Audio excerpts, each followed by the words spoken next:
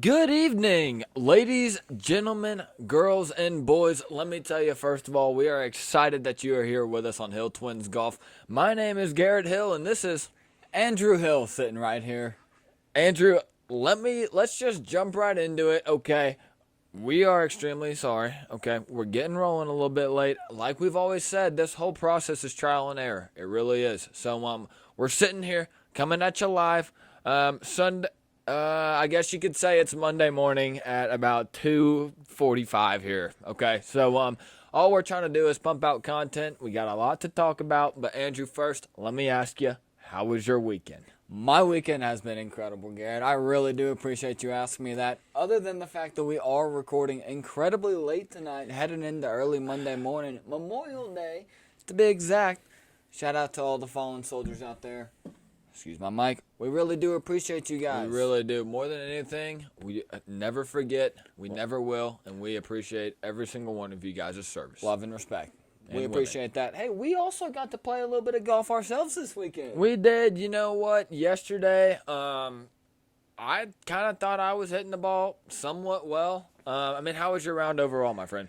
Yesterday was not the most favorites of golf rounds I've ever had in the world in my life, but I will say, you ever have an epiphany on the golf course? I do have an epiphany. My first epiphany yesterday on the golf course was when I was standing over my chip shot just off the green. Birdie look. I happened to look at the camera. I said, "Are you guys excited to see the first chip in on Hill Twins Golf?" What did I do, Andrew? Hey, you chipped right in, Garrett. I did indeed. You can find that content on Instagram. It's soon to be live tomorrow on YouTube. Really, YouTube Shorts. Wherever you guys find content, you'll find it on their TikTok as well. Can't forget about the TikTok Wickwalkers. So you can never forget about TikTok. no, you can't. But yeah, that was my highlight of the round yesterday. Andrew, what was yours? I must say it was probably the scramble up and down that I had on the last par 3 of the day. I kind of pulled one a little bit left into the, not into the woods, but it was into the tall stuff. And I was able to find my ball pretty easily, so I know I could have a little bit of a chance to get on out of that thick stuff over there. Tough And situation, what really did was.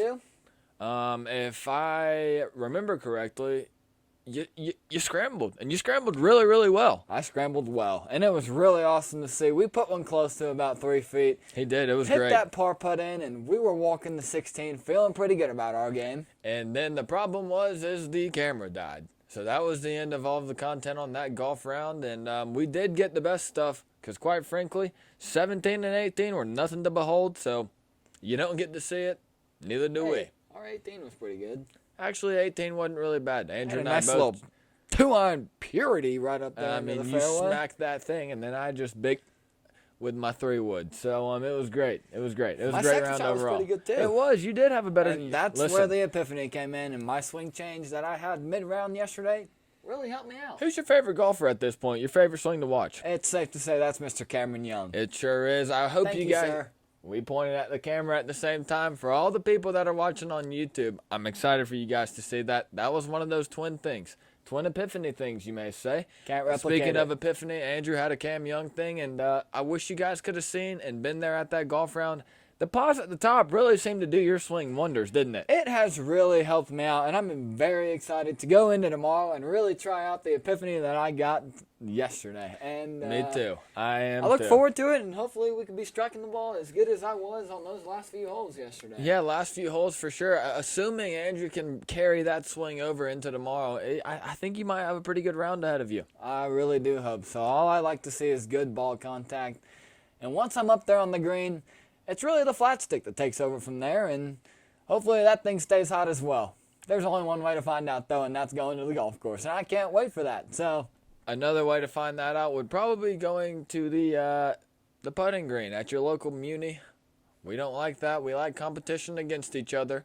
Like you can see, it's Hill Twins Golf. You already know that we're going to be providing you competition. Speaking of what's behind my right shoulder, that would be, if I'm looking at it correctly, quite the beautiful logo created by my new friend, KB Graphics. You can find him on Instagram. It's KBGFX. GFX, and he put together this nice piece of work. And let me tell you, I love it. What do you think about it, Andrew? Is that not a beauty, Garrett? It really is. It looks awesome. It really does. All you guys that are listening on podcast, if you want to see how beautiful this logo is, well, first of all, you'll see it in the title when you pull up your Apple Podcast and decide to click on our episode, which hope you guys are watching it through. I would.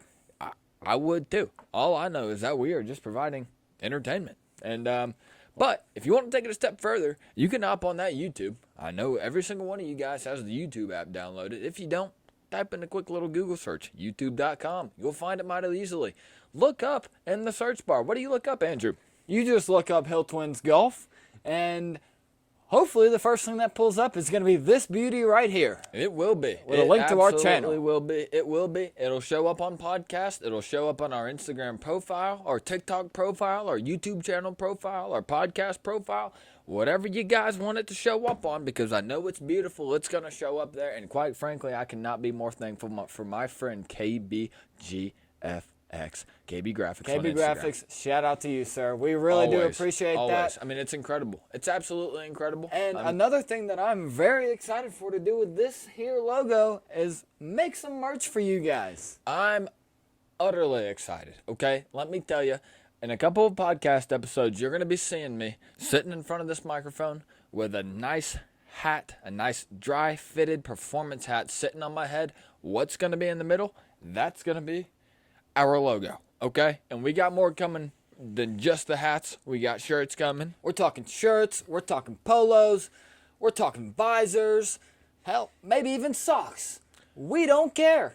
Whatever you guys are wanting and are willing to buy, we're going to give it to you. We just appreciate every single ounce and drop of support that you guys give us. We really do.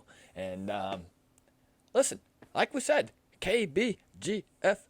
He really summed it all up for us, and we look great up there, don't we? I think we do. I think we look incredible. We really do. We absolutely do. But Andrew, let's get into the beefy things. Let's go ahead and dive in like you're going maybe for a nosedive into a swimming pool on a nice summer day. Needs to be at least 12 feet deep. It does need to be at least 12 feet deep. And if you're not diving in 12 feet deep waters, you might want to put 2 arms in front of your head to protect yourself from a concussion. I would recommend it. But diving in, as we said, like a swimming pool, into the beefy things, we had quite the entertaining Charles Schwab Invitational today. Well, I guess it was yesterday since we're now recording at 2:50 in the morning. But Andrew, what were your thoughts on the Charles Schwab Invitational? I thought it was mighty entertaining. 2 words, action-packed. And that's all you can really ask for a golf tournament following up on a major. And you really do got to feel good for the PGA Tour here. They put on a great show over there at Colonial. They really did. They really did. You had late Sunday screamers that just screamed up the leaderboard. You had guys that you thought that were going to win the tournament that ended up losing it after posting previous solid rounds. And then you had guys that just flat out got lucky and found a way to win the golf tournament. I'm talking about Mr. Emiliano Grillo. Mr. Grillo. Shout out to Argentina. You got your World Cup win. Leo Messi, you're the GOAT. Gosh, we just love you over here. We really do. Okay, Emiliano Grillo. Emiliano Grillo. Excuse me, Emiliano Grillo. Well, don't speak Italian. He's not Italian. He's Argentinian. Argentinian, as one may say. But as listen, my good friend Pedro Kozak once said, you're walking like a zombie. A zombie. Okay, listen. So, rest in peace to the man. Gotta rest in peace to the guy. I hope you're living lavish up there in the, what did he stay in? The quality? La Quinta. La Quinta. He that stayed was in the La La Quinta. Quinta. It was the La Quinta. I make myself laugh over here, guys. But listen, you gotta be happy for Grillo because it's his first win on the tour since 2015, okay? You know what tournament he won back in 2015? Andrew, what tournament was that? Let me tell you, that was the... You're going to want a second look at this one. That's the Frys.com Open. Okay, that would be FRYS.com Open. And for a guy that hadn't won on tour in 8 years, winning the Charles Schwab Invitational, riding home in a nice little Schwab Bronco, that's a pretty big deal. You got to be happy for the guy. You definitely have to be happy for the guy. Good character over there from Mr. Emiliano Grillo. And... you know, after that drive on 18, I really thought he was in some bad trouble there. He was in some bad trouble. In fact, he was in some extreme trouble. For everybody that was watching at home, 18's kind of, you got some trees poking out there on the right side in the middle, but the rest of the fairway kind of runs like a stream up the left. Where did a waterway? It's probably like that. It's not a river at all, or a deep creek whatsoever. It's not. Well, I was just referring to the fairway. It kind of runs like, it's a little bit of a dogleg right. You know what we're talking about. Yeah. But on that dogleg right, bordering the entire fairway, the entire hole, you got a little bit of a, I'd say it's about 5.5 foot wide stream. Where did Emiliano slice his golf ball to on 18? That was that 5.5 foot wide stream. Listen, I love the PGA Tour. This is one of these rules that kind of makes me scratch my head a little bit, to be honest with you. Especially after we saw what Mr. Harry Hall did on 18. We'll get to that in a second. The main point there is the guy on 18 with Harry Hall, he was very quick to put the flag in and diagnose where that ball went out. If I'm not mistaken, that's what they should have done with Emiliano. At least when the ball went out of play. Seriously, because he ends up going into a creek. Giving you a visual here, okay? His ball rolls into the creek. It's a nice concrete creek with some water streaming down into a gutter runoff. No stopping that golf ball. There wasn't. He gets into the creek and that thing starts spinning, I guess counterclockwise, and it's just rolling with the water. I mean, he looked like a tuber on the back of a boat in the middle of the summertime. It was rolling the opposite direction of where he was hoping that ball would roll. It was, if you're thinking of a gutter, most of the time gutters are in the back. That gutter runoff was in the back. He got lucky his ball stopped after about 5 minutes. Here's the point. What are we doing waiting 5 minutes for this guy's ball to stop if we just could have diagnosed where his ball went out in the first place? Did you hear the crowd, though, when it did stop? They got so excited. They were invested. It was awesome. Roar. They really were invested. They were incredibly invested. And you want to talk about a roar after an extremely bad situation? The crowd gave it to Mr. Grillo. And Emiliano Grillo. Yeah, they sure did. What ended up happening? Ball comes to a stop. Mr. Grillo goes and picks it up, and they try and estimate where the ball went out of play and into the stream. They find it. Mr. Grillo has to literally place his golf ball like he's holding it with his 2 fingers. He has to place it on the concrete to get it to stop. So, if you didn't hear me correctly, he placed it on the concrete. What did he do? Well, that ball stopped right on the concrete, and he picked it right off that concrete. It was a fantastic shot for the circumstances there, I will say. I mean, it really was. That guy's head has to be all over the place in that situation, and to pick it off the cart path like that was pretty impressive. I think he put it to about maybe like 72 yards out. Had a nice wedge going into the green for his, I guess, third shot. No, that'd be 4th shot. Yeah, I guess that was his 4th shot. And unfortunately, on his 4th shot, he hit it just to about the center of the green. But I tell you what, that ball really rolled out on him, and he was looking at some meat. You want to know why it rolled out on him? That's because down there at Colonial Golf and Country Club, they were firming those greens, okay? They're actually tearing it up here tomorrow. And why? If they're tearing it up and redoing it, why would you not make it the hardest to play for a golfer? And that's what they did. The greens were extremely firm. They did what they wanted to with them, and he landed his ball in the center of the green, and it rolled all the way off. And he unfortunately ended up double bogeying 18. He was 10 under going into 18, and he finished the hole at 8 under. The same as a man that you have a nice little nickname for. Who is that? That would be the Shankster, Mr. Adam Shank, okay? He had a very clutch putt coming into the clubhouse. He obviously finished after Emiliano, and he had a very clutch putt to save himself into a playoff. You want to talk about a guy that likes his putter, okay? This guy probably putted the ball maybe 3, 4, could have even been 5 times when he was well off of the green. What do we call that? They were playing the tournament down there in Texas. That, my friend, is called what? That would be a Texas wedge. No free shout-outs. Good. Bubby Golf. That is Mr. Texas Wedge, but I think you know something about that. You sure do, but I think Adam Shank just stole the crown right from you. He did it very well. He did. He performed it very well. I mean, usually if I've got a lag putt, I'm usually looking at about 30, anywhere between 35 and I'd say like 20 feet. I'm trying to just lag it up there, just, put it close to set myself up for par. Adam Schenk, his lag putts were off the green, and he put them pretty close, gave himself an opportunity every single time. They were tight just about every single time he did the Texas wedge. It was really awesome were. to see.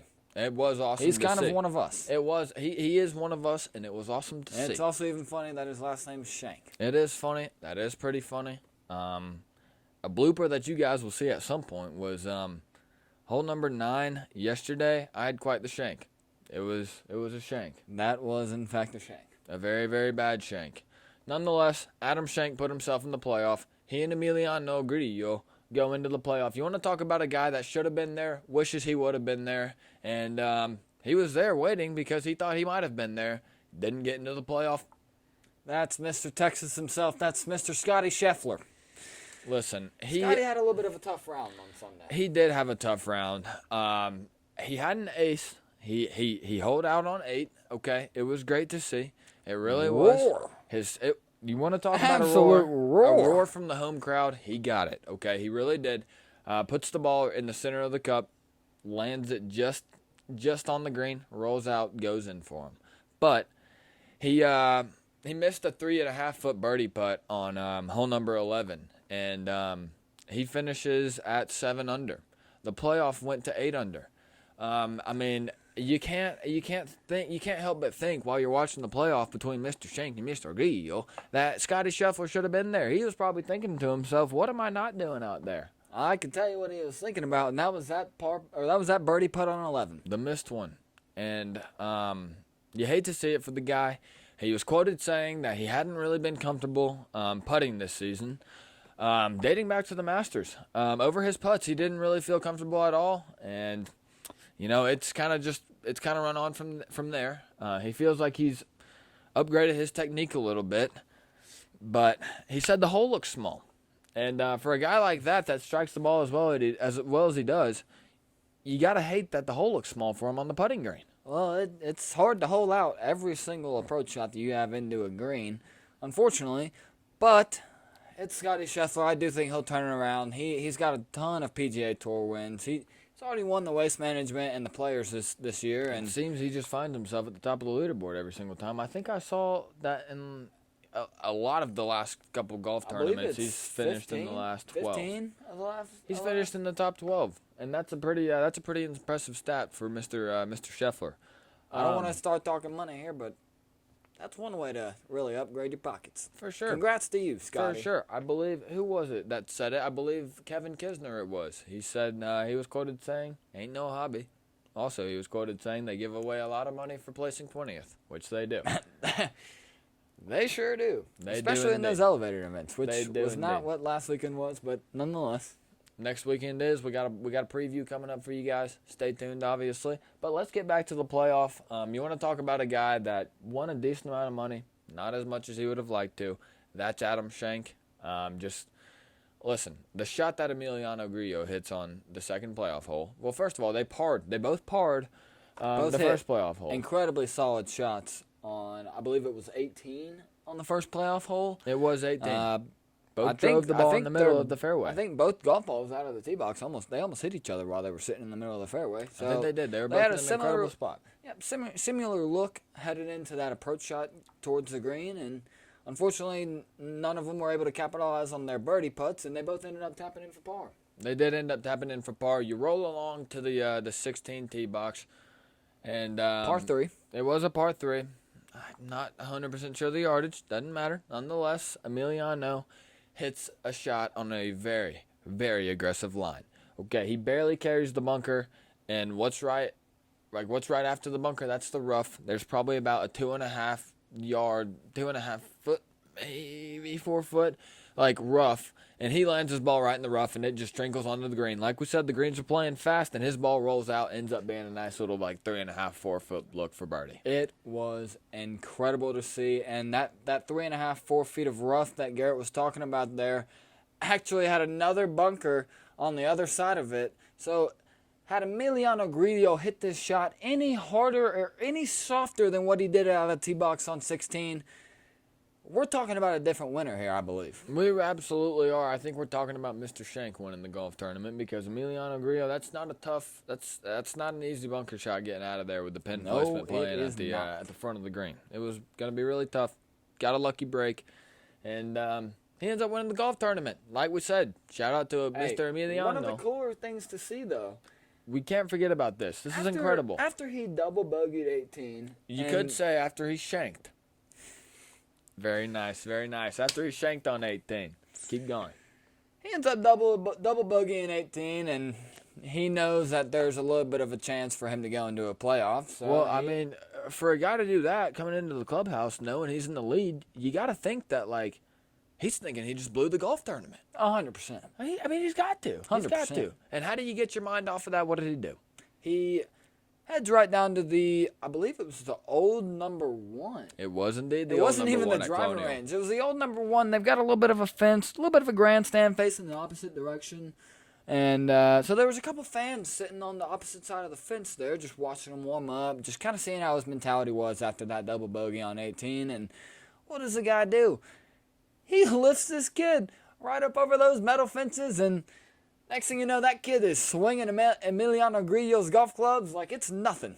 In fact, you probably saw the video. He was swinging it cross-armed. He was. That was really interesting to see. Left hand on the bottom, right hand above the left hand, and it was cross-armed. That's not a comfortable spot to be in with a golf club. Nonetheless, the gesture by Emiliano, it was incredible.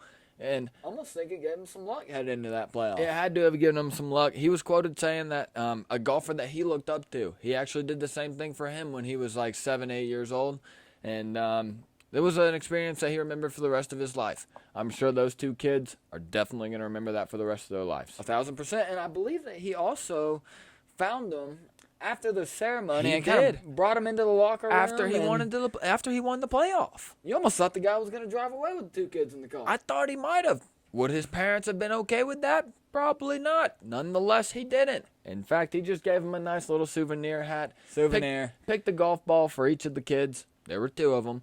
Gave him a golf ball, signed it, and they were on their way. It was just an incredible thing to see. It made your heart happy, and it made you love the game of golf even more. Gotta feel like those 2 kids had a fantastic weekend down there in Fort Worth, Texas. I mean, they sure did. They sure did. You want to talk about a guy that started, Thursday and Friday off well, but didn't have a fantastic weekend? That's Mr. Harry Hall. You got to feel for a guy like that. And last time I checked, I believe he opened up his Thursday round at the Charles Schwab shooting close to a course record of a 62. The course record is, my friends, 61. Okay, 6 players have done it, so he was flirting with being the 7th. That was some interesting stuff to see. That, you talk about a guy who was dialed in on Thursday, look no further than Mr. Harry Hall, the Englishman. I mean, you have to. Talk about a guy that was dialed in on Sunday. He actually, to start at least, you could have called the guy Hot Start Harry because he opens up No kidding at all. He opens up the round going on hole number 1 and 2 with a birdie. You got to be feeling like you're pretty good there. You got to be feeling pretty safe Especially seeing everyone else behind you kind of, starting to slip a little bit. Seriously. What does he do for the rest of the round? He doesn't find himself getting another birdie on that scorecard ever for the rest of the round. In fact, he only went bogeys and pars, and he had 5 of those bogeys. I'd go so far to say that he shot himself out of the golf tournament this past weekend. That is a good take, Garrett. It is, and that would be holes 5, 8, 11, 15, and 18. 5 and 8 is tough to see. So you're in the middle of your front 9. And you go bogey, you save it a little bit there, and then you walk up to the 8 tee box, and boy, oh boy, do you hit a bad tee shot. And after that, it's hard to recover. That rough wasn't like Oak Hill up there at the PGA Championship. Not as thick. But these guys, it's PGA Tour rough. It's tough. It's very tough. The thing about it is he did a great job on Thursday, kind of scrambling out of the rough. I saw a lot of videos of him getting up and out of that rough, but Sunday, he just did not have it. He didn't have it. He really didn't. And in fact, on 18, where he had the most critical opportunity to be in this playoff with Mr. Shank and Mr. Grillo, he just absolutely wanked his tee ball into the left water. He really did. He didn't even see the hazard, but his ball ended up in the hazard. Big UNLV guy for all the guys that were watching the broadcast. Yeah. So he ends up hitting this tree, and I swear the ball speed on this club had to have been at least 185? I mean, 190? I mean, and I think the limb of the tree that he hit, I think he hit the top part of the limb because the ball had to have shot out of there and just added about 30 more yards of distance to that. Because in his post-round interview, he's sitting there talking to, I believe it was Amanda Jenner, and she's asking him, what happened there? And he said that he didn't even think the water hazard was in play. No, because it wasn't. It really wasn't. He got all of his weight behind that golf swing. He did. He piped that ball. He really did. He piped it. And I hope none of you guys at home thought that he was going to win the golf tournament, because that, my friends, would have been a bad take. I will be the first to admit I've got to accept my bad takes here. Listen, I said with the preview that I thought Jordan Spieth was going to win this golf tournament at 14 under. I was wrong. In fact, I was extremely wrong. He missed the cut. Jordan Spieth missed the cut. He really did. You hate that for a guy that's trying to battle back from a wrist injury, doesn't shoot well at Oak Hill, and didn't this weekend down there in Fort Worth. Not at all. You got to kind of wonder what Jordan's next steps are from here. He's got to kind of do a little bit of reflecting. He wants to be healthy for the U.S. Open. Of course he does. U.S. Open. I mean, who doesn't want to be healthy for it? And you got to hope that the guy is healthy, because when he's playing his best golf, he's extremely fun to watch. I tell you one guy who hopes he's healthy for the U.S. Open. And who's that? That's my guy who said was going to win this weekend, and unfortunately he did not, but still shot a great round this weekend, made himself a decent chunk of change, and that's Mr. Max Homa.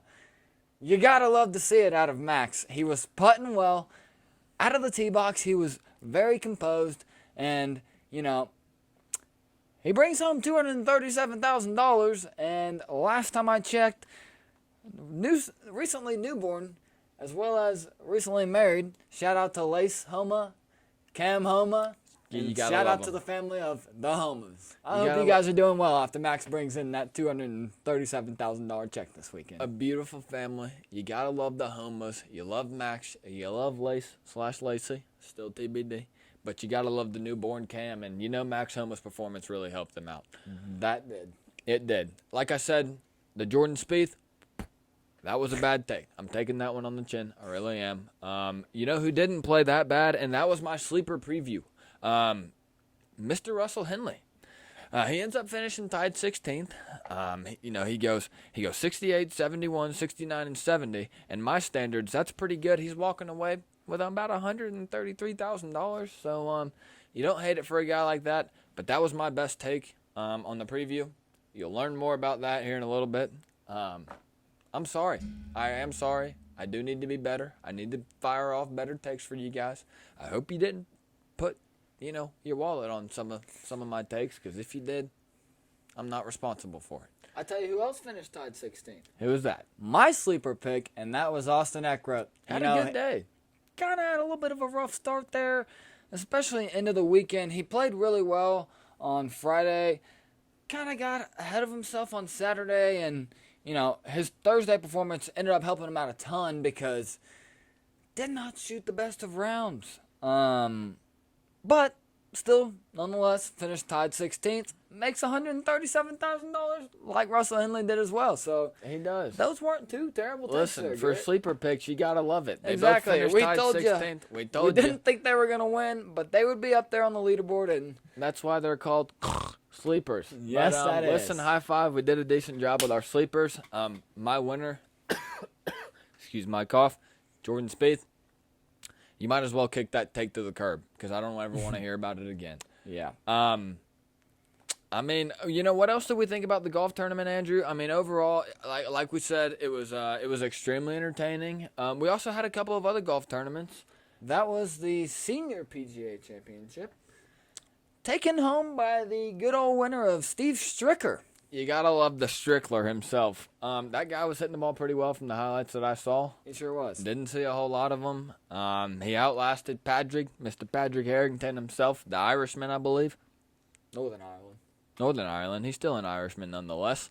So yeah, you love to see it. If your name's Steve Stricker, you love to see it. You really do. Really do love to see it. Also, up at Trump National in Washington D.C., we had Mr. Harold Varner III get, I believe, what was his first solo live win. He did get his first solo live win. He shot pretty well. He was striping the ball, again, from what I saw. And he looked pretty good. He looked really good out there, Always to be good to honest see with for you. that guy. I love that guy's swing. It's a little unconventional, but you love it. You know, it's a nice fundamental swing, and you'll have to see it. Never puts too much or too little on it. No. As one of my favorite saying goes, he lets the club do the work. And it looks really good most of the times he hits the ball. With that body shape. Like I said, we're going to go ahead and transition this. First of all, I want to remind everybody that we have a couple of giveaway posts coming out soon. Like we said, we're waiting. And we're waiting to get a couple more followers to get more engagement on our giveaway post. But one winner, and it's going to be one. But you gotta, if you're gonna win, you gotta be in, as they say. Yeah. One winner is gonna walk away with how many Pro V1s? I believe last time 5 times 12 was 60. It is 60. That's what we promised our fans. That's 5 dozens of Pro V1s, 60 Pro V1s, or Pro V1 X's. Like we said, get the top flights out of your ball, out of your bag. Get them out of your bag. Unless you're a Shrixon guy. Get the Shrixons out of there. Shout out to Brooks. Yep, shout out to Brooks. Get the mock balls out of there. Get all the balls out of there that aren't Pro V1s. But if you want your bag to be replaced by Pro V1s, you got to be in the giveaway. It's coming out soon. Stay tuned. We're going to need you to follow, like the post, tag 2 friends, 3 if you want to have 3 entries. So that's 5 friends total that you got to tag. And that'll put you in a raffle to replace all the crappy, excuse my French, golf balls in your bag. So you'll love to see it. We got something even more special coming out for 1,000 followers. We've mentioned it before. Andrew, take it away. What are we giving away here? That's going to be a very pure Mizuno 3-iron. It's extremely, extremely pure. What do we find out about the shaft? What's it called? That, my friend, is called a hazardous. It's a hazardous shaft. We meant to say it the first time in the preview, in the Charles Schwab preview. We got it wrong. But it's called a hazardous shaft, and it's a Mizuno. I think it's a Mizuno Pro. A little bit of a blocky 3 all iron. blacked out shaft. It is an all blacked out. It's an all blacked out club. The face is gray. So where you actually want to be hitting the ball, it's gray. But the rest of the head itself is black. So it's a blacked out club. It's a great club. I probably swung it once, maybe twice. So it's barely used. I mean, it's a great club. One of the times that I swung it, I pured it. Then I got a couple new irons, got a 4-iron, decided I didn't need a 3-iron.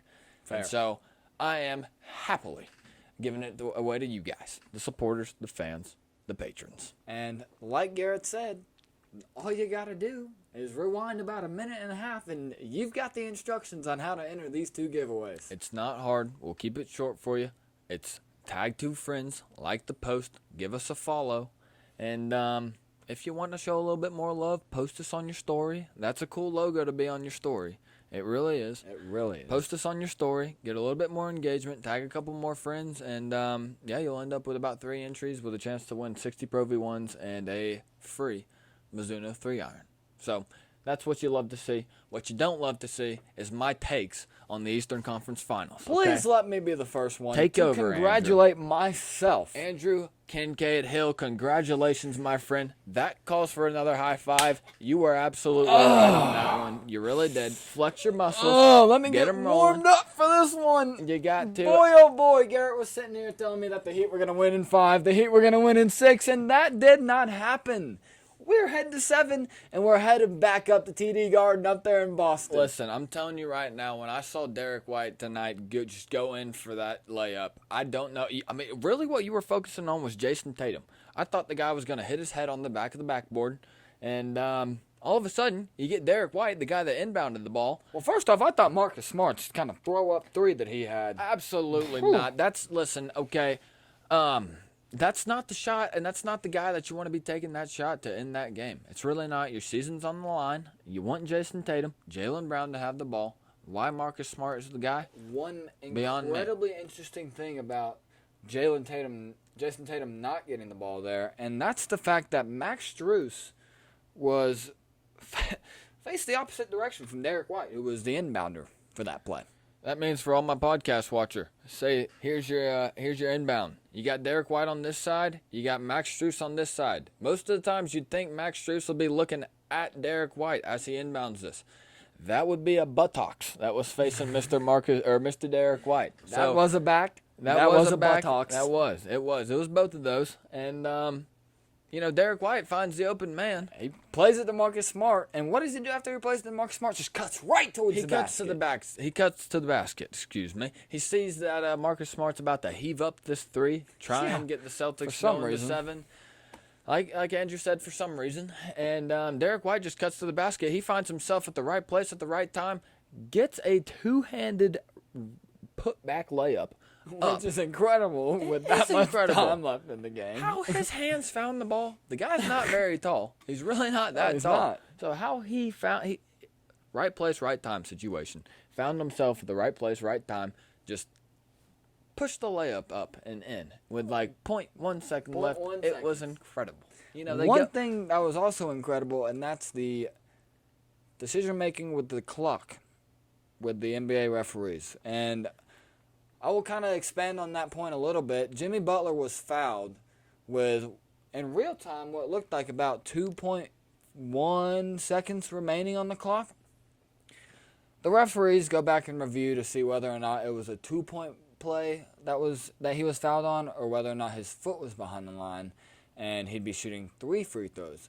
A very important thing about this was the Miami Heat were down 100 to 102. So the referees go back and review whether or not that was a foul, a 3-point foul, and they give it to him. 3-point foul.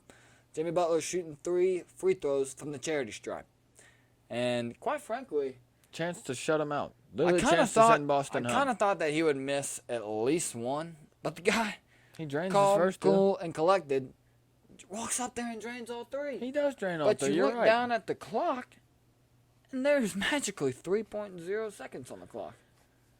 If I'm not mistaken, I don't believe he was refereeing last night, but he's got to have a couple connections. Who are we talking about? We talking about Blair Cutcliffe? That would be Mr. Blair Cutcliffe.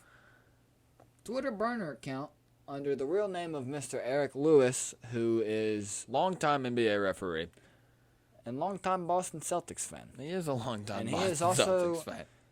Caused the Boston Celtics to be 22-4 when Eric Lewis referees a basketball. That is quite the stat. If you do a lot of digging, I don't want to point fingers. No, I don't either. Like I said, if you do a lot of digging, if you go back to the, it's not there anymore because the NBA is investigating it. If you go back to the Blair Cutcliffe account, you're going to find a lot of weird stuff about Mr. Eric Lewis that sounds like it might be coming from a guy that is literally, as far as you can get, directly intertwined with the source and the game. 100%. And Celtics just reading games. that was kind of threw me off a little bit, and especially a couple hours before Game 6 started. And we saw what happened tonight. I will clarify that he was not refereeing the game tonight, but it kind of just makes you think a little bit. It does make you think a little bit. Like That I said, being he might have said, a little bit of connections. Other than the controversy with the clock management by the referees there, I will say one guy who could not throw a brick into the ocean last night in clutch time, and that was Mr. Duncan Robinson. I mean, listen, Miami, I know you paid the guy a lot. You gave him a pretty hefty contract after the performance he put on in the bubble. Deservedly so. For sure. The bubble. For sure. So he's got a nice little hefty check. What does he do with that check? He bricks. He buys a bunch of bricks for Game 6 tonight to clinch the series against the Celtics and go back to the finals. He does. He throws up a bunch of bricks. How many are we talking, Andrew? I mean, the last couple of minutes in the fourth quarter, I saw him at least throw up at least 2 or 3 that hit off the dead center of the back iron. The brick of the iron. That's what you call the brick. So he really was out there buying bricks. He might be building something, but I will know say he's one using guy bricks. who has been really putting on for the Miami Heat lately, and that is Mr. Caleb Martin. He always seems to show up in these big games. He had 21 points tonight. Was very hot from downtown, which is not the guy that you really expect to be hot from downtown. Talk about a guy that's playing his role. As well, him and his twin brother. Shout Cody. out. Well, depending on the stance, Colin Kaepernick, I'll say your name. No free shout outs, especially on that one. but Colin Kaepernick, the Wolfpack alum himself. Yep, Caleb Martin as well. Him, Cody, and Caleb Martin really carrying the team there. They sure are. That being said, Jason Tatum does not really have a great game from the field, but I tell you one guy who was hot from the charity stripe, and that was Jason Tatum. I mean, he was. I mean, you want to talk about a guy that goes 15 for 15. You can't get much hotter than that from the free throw line. Unheard of. You really can't. Unheard of in Game 6 away on the road. I mean, that really is unheard of. The only thing that's heard of there is the crowd sitting behind the backboard on both sides that are making as loud of a noise. Let's go Heat! White hot, white hot. You know what I mean? But like those guys down there in the 305, they get extremely loud for their Miami Heat. Don't go Heat, because my pick for Game 7, who's yours? Don't forget it's back up in TD Garden up in Boston. It is back up in TD Garden in Boston. Listen, after what I said the other day, thinking Miami was going to close it out in 5 and then 6, I actually looked at Andrew. I said, 7? You think they're going to go to 7? I mean, if you were watching the YouTube, you saw that I looked at the guy crazy because I thought he was crazy. There's only been 4 teams in the NBA ever that have come back or to even force a Game 7. And that's what the Celtics did tonight. Let me remind everybody at home, there has been no team to ever win a Game 7 after being down 3-0. There has not I been. know you're thinking about the 2016 Cavs. 2016, correct? That would be the 2016. That is correct, my friends. 2016 Cavs, they were down 3-1. They came back. Everybody knows the blocked by James. Yeah, but listen, nobody's ever come back from a 3-0 series. I think the Celtics are going to be the first one to do it. I got to roll with the Celtics at home in TD Garden. I'm backtracking. I know. Listen, I know.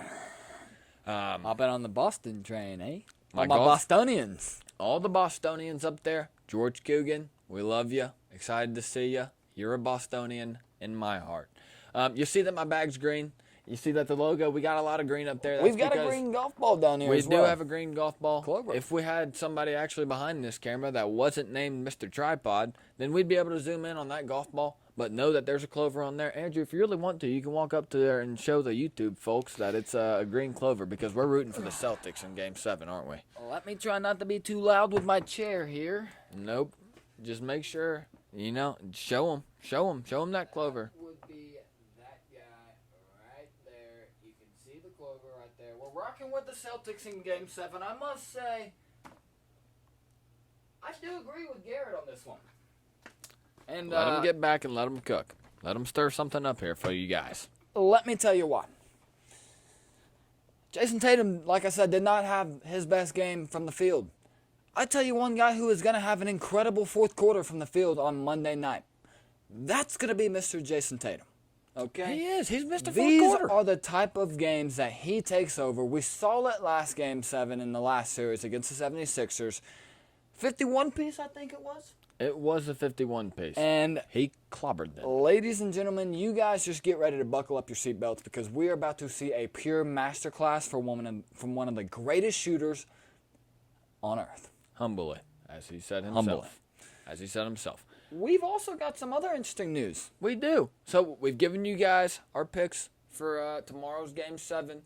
Question for you, Andrew. We've got Game 6 somehow, between the Las Vegas Golden Knights and the Dallas Stars. What do you think's going to happen tomorrow in 6? You gotta think that Vegas kind of takes control of the series here. They've kind of just been lacking these last couple games. Letting Dallas stay in these games, when you got a center like Ty Dellandrea playing over there for the Dallas Stars who scores 2 goals in the third period, you can't really ask for much better. That was to take the lead 4-2 in Game 5, and the Stars never looked back from there. That being said, Game 6, I think it's going to be a different story, and I think the Vegas Knights take it home. Well, that would be the same story because that would be Tyler DeAndre. Hopefully scoring a couple goals for the Las Vegas Golden Knights. Andrew, I'm going to have to disagree with you on this one. This is kind of bold for me because my takes hadn't been so hot recently, but I think the Dallas Stars keep winning. Their young bucks have really started to come up and perform for their team. When it looked like they, kind of let the heat of the moment get to them, Jason Robertson, he's been playing really well, and I got to think they forced this one to 7. Wow. Yeah, I really do. That's an interesting take. I really do. I mean, you just got to look at it. I mean, in Game 5, Dallas wins, and they seemed to kind of control the ice a little bit. They were pushing it up. They really were. They were moving the puck well. Very disciplined with having very few penalties as well. A lot of good stick movement by the fellas. They ended up having 34 shots. Vegas had 29, and they come up with the victory. I think if you catch Dallas hot on a power play, you got to think Jason Robertson is definitely a threat to score. He's a young guy. He always is. He is always a threat to score on the power play. And I think they catch himself with a nice power play, and he gets himself a goal, maybe 2. And I think Dallas forces 7 here. I think they do. I must beg to ask you, who wins in 7? That's a good question. I think as of right now, I think Vegas is kind of in trouble. Just with the momentum that Dallas has started to pick up, you can't deny it. They've won a couple games in a row, so you can't deny momentum. Unfortunately, I think Vegas kind of slaps them back in the face in reality in Game 7 and probably takes us to the Stanley Cup Finals. I tend to agree with you on that one, but I do think that it'll happen in 6 on Monday night. I think it will happen in 6 on Monday night. Listen, guys, as always, we love you more than anything. I think we're about to start wrapping this one up. What do you think? It was a late one tonight. Like we said at the beginning of this podcast, I'm tired. I need to go to sleep. Scratching my eyeballs as we speak. I really need to go to sleep. I do. Especially if we want to get on the golf course tomorrow. Let's see. What are we looking at about right now? I think we're looking at probably like 3:30, 3:45, somewhere around there. So it's late. Nonetheless, it's worth it because I love every single one of you guys. We know you guys are going to tune in for this content. We love absolutely every single one of you guys. And I will get ahead of this. We do apologize for, kind of stumbling up on our words a little bit. It is late, like we said. But we're doing this for a good cause. We want to provide you guys the utmost, top-notch content. And I like to think if we're staying up until 3:45 on a Sunday night, we're doing just that. We're doing our best, that's for sure. We're definitely trying our hardest. Let's roll this back to the golf tournament. We said this in the preview the other day. We didn't think Mr. Daniel Berger was going to play well. I don't think he played well. I think he missed the cut. But today, May 28th, happens to be National Burger Day, Andrew. Let me get how your... about that? I know. That's a big how about that. I didn't know that until a couple of seconds ago, but we're rolling with it. Andrew, what's your favorite burger out there? There's been a lot of good ones, I will say. There are a lot of good ones. A ton of good ones. But I will throw this all the way back, and you listeners have probably never been there, nor will ever step foot there. There is this hole in the wall in the middle of Marsh Harbor, Bahamas. Wow. Marsh Harbor, Bahamas. Mm-hmm. And that, my friends, is where I had my first knock your socks off cheeseburger with bacon on it, double bacon. And if I had to pick a go-to spot, that'd be over there down there in the Bahamas.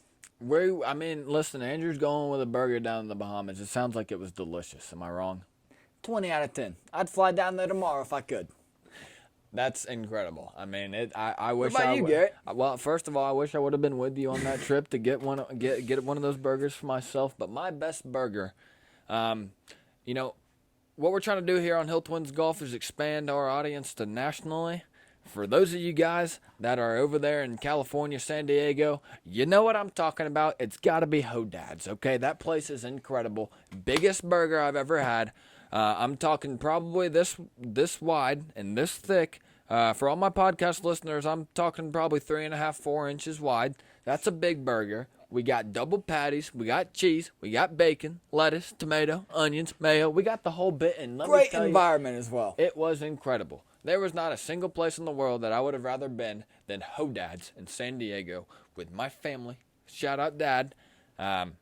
You're not a Hodad, but I love Hodad's out there in San Diego. But again, and you better be listening all the way to the end of this podcast because we're coming out to see you again here soon. We are coming out here to see you again soon. And you also better be working on your golf game because if you're not, Andrew and I are going to blow you out of the water. There's no mulligans this time.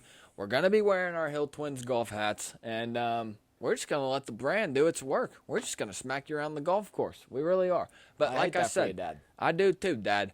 Hodad's. That's the best burger joint that I've ever been in. Shout out to all you San Diegans. San Diegians. I think one could maybe try and say. Maybe not. We don't know. TBD. But listen, Hodad's, best burger joint in San Diego. It's incredible. I finished my burger probably in, what's the over-under here? You want to talk about it, guys? That thing down. No kidding. I don't even think I chewed on it. I think I swallowed was it whole. eating I probably had 3 or 4 fries off of my plate, and I look over to my left, and my good friend Garrett Hill here has just absolutely demolished. Burger. I pummeled that burger. Okay. It was very awesome to see. It was. Okay. I was feeling right. My levels were right. Everything was right. All you had to do was put a Hodad's burger in front of me, and it was getting TNT destroyed, okay? And it did. It really did. And it sure did. Nonetheless, we have the Memorial Golf Tournament coming up for you guys this weekend. We can't wait to review it. Another elevated PGA Tour event. You got to love to see the purses when you look up this tournament and do some research about it, and it Also, says $20 million. They've got some incredible milkshakes over there. They do have some incredible milkshakes over there at Jack Nicklaus's designed course. So you got to think that a lot of the guys, Joel Diamond, I know you'll be eating yourself a milkshake. I know Mr. Max Homa and Tony Finau won't be because they won't be playing in this tournament. You got to hate it that they're missing out on the milkshakes. No kidding. And the beautiful golf, recently renovated in 2020, but we will talk a little bit more about that on Thursday when we release this preview for this upcoming golf tournament. At a decent hour. I take that back. That'll actually be on Wednesday night because the first round will be on Thursday. That will be Wednesday. It might release Thursday morning. So for all my early risers, 8 to 5ers, as I like to say, make sure. Slap that thing on your car on the way to work. Why would you not? Why would you not? I mean, look at it. We got the whole thing decked out. It's HillTwinsGolf, okay? You're gonna get a laugh. We're gonna try and bring a smile to your face early on in the morning. And Andrew, to close, what are we doing? Okay, we're coming at everybody forever. We're coming at you forever. My name's Garrett Hill. My name is Andrew Hill, and this is HillTwinsGolf. Like Garrett just said, and I think this will be 100% a fact, we're coming at you forever. We can't wait to bring you another incredible episode on Wednesday night for you guys to listen to it on the way into work on Thursday morning. Make sure you're following our Apple Podcast, our TikTok, our Instagram, our YouTube. Make sure you're subscribed, liking, commenting, all of the above, sharing with every single person on this planet that you know. Be on the lookout for merch coming up as well. You really should, because it's coming. Andrew, I don't know if you can look up there. I know we don't have a glass ceiling, so I can't see the stars. But you know what I can imagine through that ceiling over there? And that's the moon. And we're on a rocket ship headed up there. And I hope you guys are hopping on with us because beat me there, don't meet me there, okay? You're going to want to say that you were day one. You really are. You really are. Garrett, I think that's going to do it for us tonight. It absolutely is. We will catch you guys on Wednesday evening. Hopefully we'll have a little bit better sleep for you guys. I don't know if y'all can see my eyeballs from all the way over there, but these guys, they're a little bloodshot, but that's because of no sleep, okay? It's late. It's time to hit the hay. It is. Okay, we're going to give you guys a nice little recap of Game 7 tomorrow, so it's going to be awesome. Okay, Buckle up. We've got a lot to talk about. A lot of content coming for you guys. And I can't wait to give it to y'all. Make sure, again, like, follow, subscribe, all the above. Share it to your friends. Every single person you know, as we said. Listen, shout out to everybody in our circle, the day ones. We don't even have to clarify who you guys are. We love y'all. But Send in love. I will. I really will. Shout out to the grandparents. Honey, Poppy, Mimi, Pop. We love every single one of you guys. Shout out to the cousins. Brennan, Jameson, Hill, Mary Reese, Candler, Hill, all of your friends. Mr. Happy Birthday himself, Hill. Happy birthday, okay? You are growing up on me, man. You are growing up on me, and it's awesome to see. It's awesome to see. And we're going to be right there next to you for it. We really are. Hey, Hill, I hope you're listening this far, and I hope you're telling all your friends to keep listening. Hop on this choo-choo train with us because it's streaming. This is HillTwinsGolf. We're coming at you forever. I'll see you Wednesday evening. We love every single one of you guys, more than you could ever know. Andrew, how did you feel with Baby Yoda tonight? Baby Yoda. Great day we had. It is late. Yes, sir. Yes, sir. See y'all soon. We're coming at you forever and ever. We love every single one of you guys. Good night.